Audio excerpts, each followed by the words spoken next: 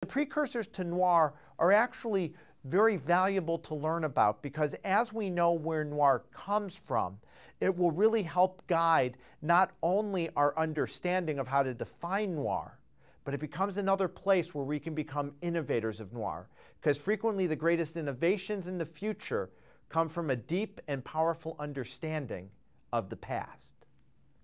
So one of the first places to start is with the penny dreadfuls and the dime novels. I mean, I just adore the term penny dreadfuls. What a great name for an artistic magazine. And they really describe a type of magazine that was very popular in 19th century England.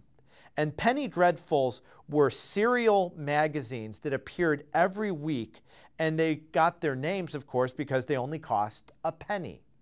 And the term became, over time, to encompass a whole variety of publications that featured cheap, sensational fiction. And so they had these horror stories, and they had gothic stories, and they had just these really inventive stories that really popped people out of the everyday life. In fact, one of the illustrations I have on the screen behind me is the story of Sweeney Todd, which is now a major movie with Johnny Depp. Actually started as a penny dreadful in the 19th century, where people would read the story of the demon barber of Fleet Street by paying their penny every week and hearing this murderous story of this person. Penny dreadfuls are very important because they start to do things that lead into the noir tradition.